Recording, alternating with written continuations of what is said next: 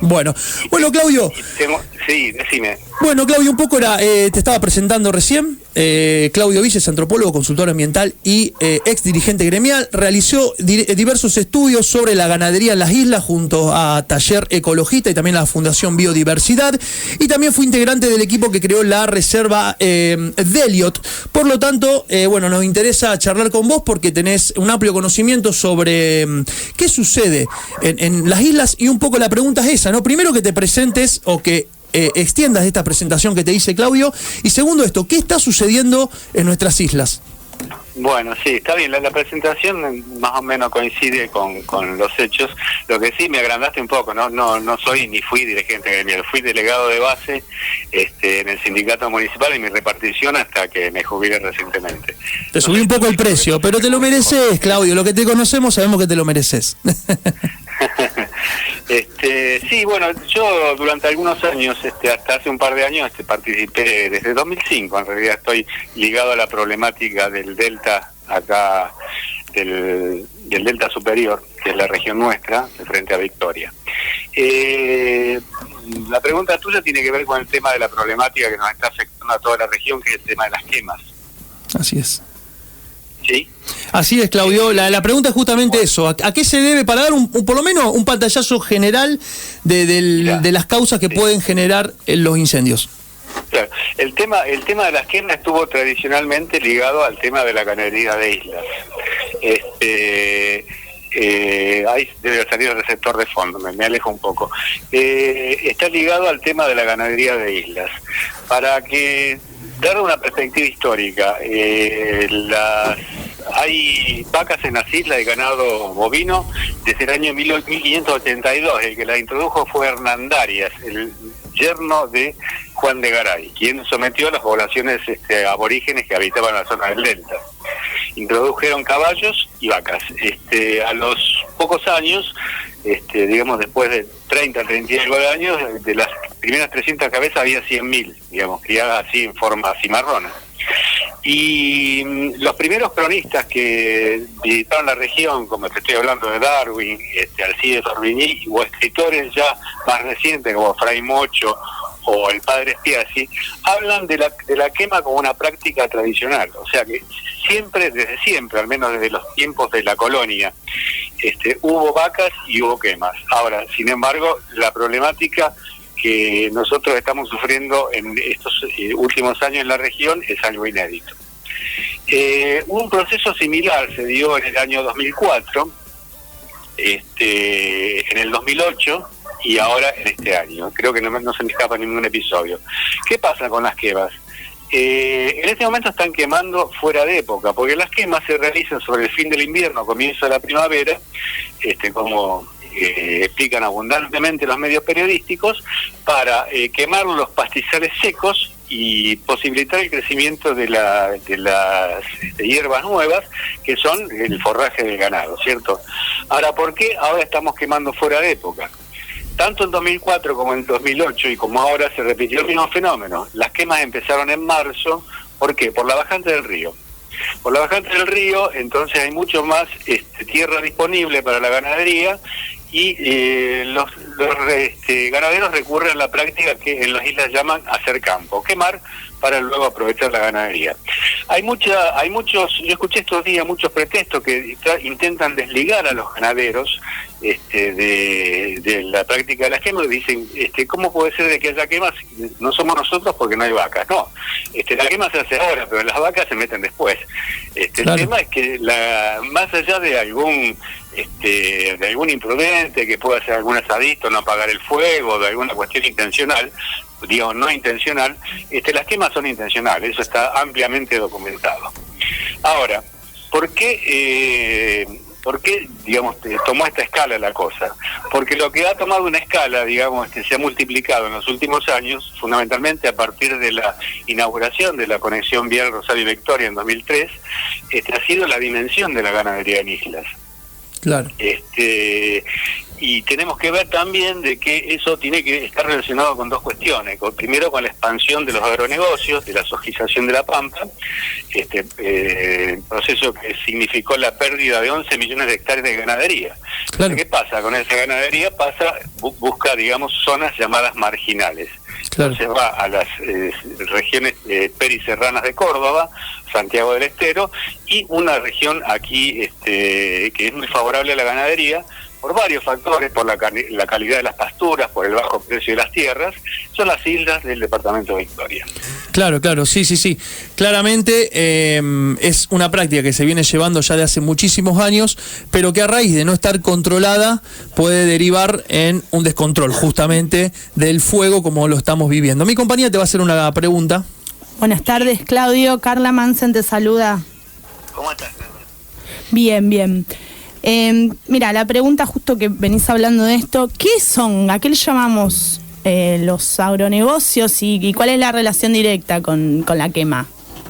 Sí, la relación directa, eso tiene que ver, mira, es un proceso que se da a partir de la introducción en el año 1996, bajo el gobierno de Menem y por resolución de la Secretaría de Agricultura, entonces a cargo del ingeniero Solá, que ahora es ministro de Relaciones Exteriores, de la introducción de la soja transgénica, la soja llamada RR, o sea, resistente al Roundup. A partir de ahí se da una extensión, se convierte en cultivo dominante y se produce una extensión del área sembrada con una serie de procesos ambientales y sociales bastante desfavorables. O sea, desfavorable para los agronegocios, pero se da una serie de procesos sociales bastante difíciles. Primero, la concentración de la tenencia de la tierra. Segundo, el desplazamiento de la población agrícola, fundamentalmente de los chacareros pobres, que no pueden acceder al paquete tecnológico y a las maquinarias. Y tercero, el tema de los desmontes. Argentina es uno de los países, de los 10 países que más ha desmontado en los últimos años. Y esto trae acarreado algunas catástrofes ambientales, algunos efectos extremos. Por ejemplo, la luz de barro y agua que sufrieron algunas poblaciones del Chaco recientemente, eran cuestiones inéditas, ¿no es cierto? Una de las funciones de los bosques es la de retener el exceso hídrico. Cuando se desmonta, bueno, el agua corre y arrasa. Pero es una de las cuestiones que tiene que ver. Y otra de las consecuencias que trae sobre la ganadería, es decir, al desplazarse y al, digamos, no darse ya en forma dominante a la ganadería en forma extensiva, que era la ganadería tradicional a pastos, en la pampa, se produce otra forma de ganadería que es la ganadería a corral, que es en base a establecimientos llamados feedlots. La carne que nosotros comemos es carne de feedlots, no es la misma carne que antes. Y ha llegado a extenderse tanto en la práctica del feedlot que hasta ha llegado a cambiar los patrones de gusto que nosotros tenemos. La carne vacuna, digamos, tradicionalmente ha sido una carne roja, un color rojo vivo y además compacta. O sea, masticar la carne vacuna requería cierto esfuerzo. Y tanto yo estoy seguro que vos como todos, cuando vamos a la carnicería elegimos la carne rosadita y tierna. Y esa no es la carne de vaca tradicional. O sea que ha llegado a imponerse de tal forma que no ha alterado los patrones de consumo, los patrones de gusto y, digamos, de preferencia de los consumidores. Sí, justamente acá en un país como la Argentina, vos fíjate cómo este modelo fue cambiando distintos patrones y si podemos empezar a sacar hipótesis de esta conversación, podemos decir, y se me viene una incógnita a mí, ¿no? Cómo todos estos problemas que estamos desarrollando, cómo el modelo de agronegocio es fundamental para entenderlo y cómo, sin embargo, la palabra brilla por su ausencia en los medios de comunicación. Habría que ver por qué, porque cuando se inundan los campos que antes no se inundaban, cuando tenemos estos problemas, cuando tenemos también problemas de alimentación, falta la comida claramente, hay desempleo rural porque cosechar la soja implica una o dos personas, lo pueden hacer tranquilamente con la maquinaria. Digo, es un modelo que, bueno, ha dejado muchas ganancias sí, que en algún momento tal vez haya servido para cierto impulso económico, distributivo también, pero que rápidamente mostró sus limitaciones, porque claramente no puede integrar a la mayoría del pueblo argentino, sino que deja fuera gran parte. Si la estructura económica va a estar basada en el agronegocio, y tenemos un problema. Sí, no, y esto, digamos, es responsabilidad y ha sido mantenido tanto por gobiernos de tipo progresista, populista como liberales. En eso han estado bastante, han tomado líneas políticas. ¿Por qué? Porque, bueno, por lo que sabemos, los recursos que provee el agro en forma de derecho de exportación, el Estado sostiene su presupuesto en base a eso. En detrimento de la industria, que es el modelo que los peronistas pregonamos.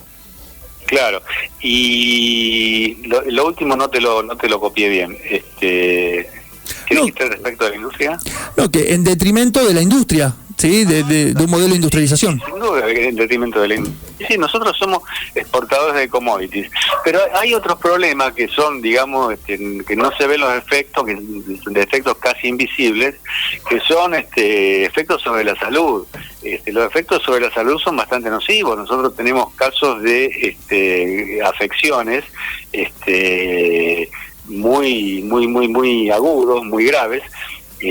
Hay gente muerta por exposición a glifosato, hay multiplicación de determinados tipos de cánceres en la zona núcleo de producción sojera, hay determinados tipos de cánceres ligados fundamentalmente a cánceres ginecológicos o a cáncer en el sistema reproductivo masculino que multiplican hasta por 5 por 6 la media nacional. Eso, digamos, es un indicador, no es una prueba de una incidencia directa, pero las estadísticas no mienten. O sea, porque justamente en la zona núcleo se da esta proliferación de este tipo de cánceres, como también del problema de la malformación de niños recién nacidos. Ahora vos fíjate, sí. El complejo tecnológico, que son muy pasivos, que son muy nocivos para la población, y que bueno, eso también pasa como desapercibido, ¿no? Y también, ya que antes mencionábamos la ganadería corral tiene sus riesgos. ¿Por qué? Porque las vacas ahí están inmovilizadas y están prácticamente lo que hacen, comen y hacen sus delecciones, ¿no es cierto? Entonces, las deposiciones de las vacas están permanentemente pisando toda esa suciedad, y eso les provoca infecciones. Para combatir esas infecciones, ¿qué se les suministra? Antibióticos. Entonces nosotros comemos vacas que están alimentadas a base de forraje, fundamentalmente soja y forrajes, otro tipo de forrajes, no están alimentadas a pasto, se transforman de poligástrica en monogástrica. O sea, las vacas tienen justamente 4 estómagos porque tienen que procesar los vegetales que consumen. Para el forraje que le dan en los fields no es necesario, o sea, directamente la alimentación tiene otro proceso. Entonces, todas estas alteraciones en las vacas hacen de que sea muy posible de que nosotros por los antibióticos que consumimos indirectamente nos hagamos resistentes a alguna enfermedad, y en consecuencia cuando tenemos alguna infección, algún virus o alguna bacteria, nos administran antibióticos y esos antibióticos no son eficaces. Bueno, claro. Es un riesgo también que produce esta forma de ganadería en la salud de la población. Bueno, vos fijate lo que estamos diciendo, ¿no? Que no solamente no cierra el modelo porque deja afuera a gran parte de la mano de obra, sino que también enferma a las poblaciones. Y encima para un modelo en donde solamente exportamos poroto de soja o su derivado para darle de comer en un momento a los chinos o a los cerdos chinos. Ni siquiera alimentamos a nuestra propia población. Lo que te quiero preguntar, Claudio, es con respecto a la ley de humedales, porque se está hablando mucho de esta ley de humedales. Yo estuve buscando algo y en realidad es más bien varios proyectos que hay. No hay una ley única, sino que hay varios proyectos de distintos espacios políticos. Y bueno, la pregunta sería un poco qué tendría que contener, ¿no? Esa ley, qué tendría que contemplar para ser eficaz. Sí, mira, el antecedente de esta ley, de estos proyectos de ley, ha sido el PIECAS, que justamente por el impacto que produjeron las quemas en el 2008, en el 2010 se aprueba, en el 2008 mismo se aprueba el PIECAS, y el gobierno se le da marcha, convoca varias reuniones donde participan representantes de las organizaciones civiles, representantes de las autoridades de las provincias, y fue realmente una construcción colectiva muy importante, que había realizado algunos avances, pero hay que decir de que en esto sí los liberales se distinguen. El gobierno de Macri absolutamente congeló el pie, casi no se ha dado ningún tipo de avance. Aquí la ley de humedales es necesaria, hay varios proyectos, pero más que un buen marco legal, hace falta un cumplimiento efectivo, hace falta la presencia efectiva del Estado. También se habla de algunas formas de protección, de crear algún parque nacional que sea una zona intangible en el delta. Eso sería muy interesante de que se incorpore alguna zona del delta al sistema de parques nacionales, porque eso le proveería de la infraestructura que es propia de los parques nacionales a esta zona. Entonces habría guardiaparques, habría unidades de combate del fuego, habría una cierta infraestructura de comunicaciones y de transportes que haría mucho más eficaz el combate de los incendios, ¿no es cierto? Bueno, bien, claro. Sí, no, claramente es necesaria la ley de humedales, y mi compañera te va a hacer una pregunta como para ya ir cerrando, Claudio, y que tiene que ver un poco con esta ley también. Carlita, a ver. Claudio, bueno, ya que venís hablando un poco que la ganadería está en receso en realidad en este momento, ¿a qué le atribuirías vos, en tu opinión, o basado en el conocimiento que vos tenés sobre el tema, a las causas de esta quema indiscriminada, si son causas políticas? Mira, sin duda, yo te di algunas causas de tipo técnico que son en base a las experiencias previas. Repito, la época de quemas es el comienzo de la primavera para consumir las hierbas secas y que crezcan los pastos nuevos, que son los que alimentan la siembra. Ahora, se da fuera de época justamente por la bajante del río, porque hay más zonas para la ganadería para quemar, ¿no es cierto?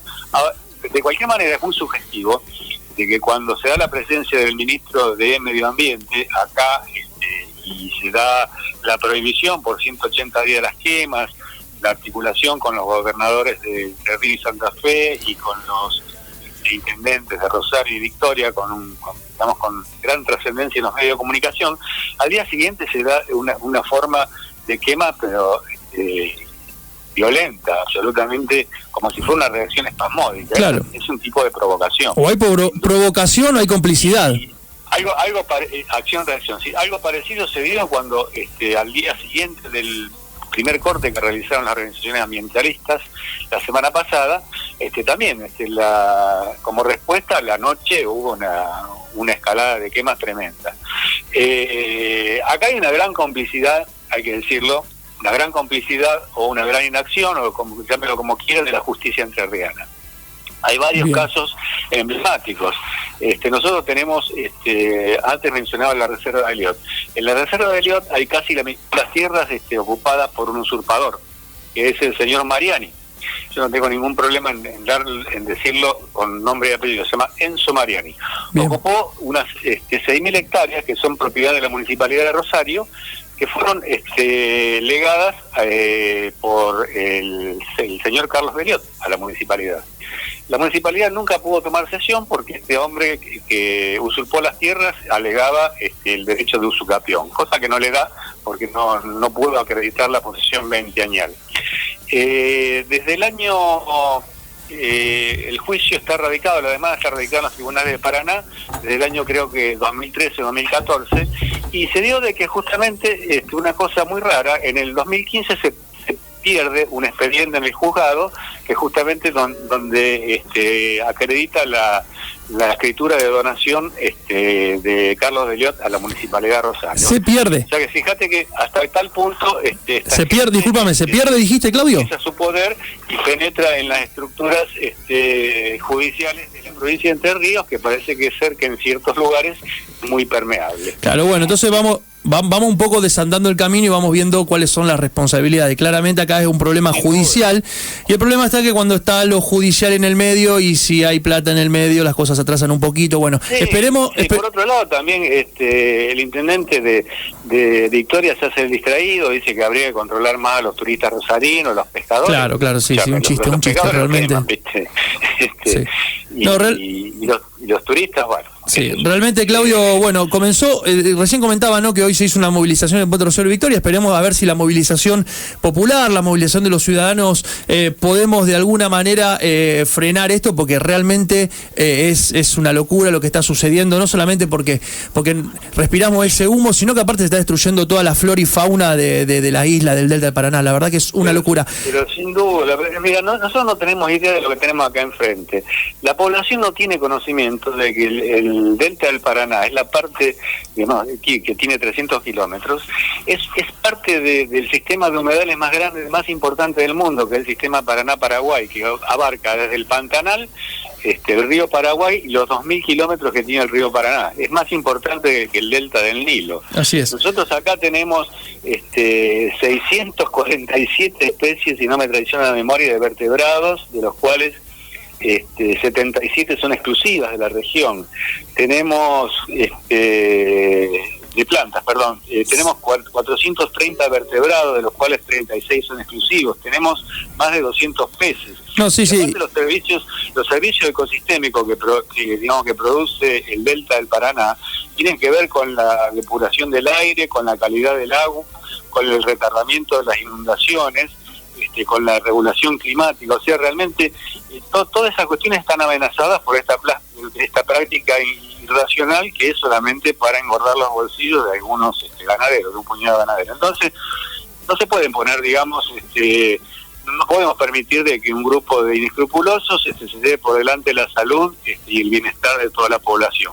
Y acá yo he visto una reacción positiva del ministro de Medio Ambiente, espero que sea acompañada por la voluntad de los legisladores y que se sancione el marco legal correspondiente. Bueno, Claudio, ya no tenemos un ministro que se disfraza de árbol, claro, y que baja al territorio y que hace su trabajo. Bueno, bien por Camandel en este caso. Bueno, Claudio, te agradecemos. Realmente, a ver, hay muchísimo para hablar, no solamente de este tema, vamos a ir hablando sobre agronegocios, vamos a hablar sobre sojización.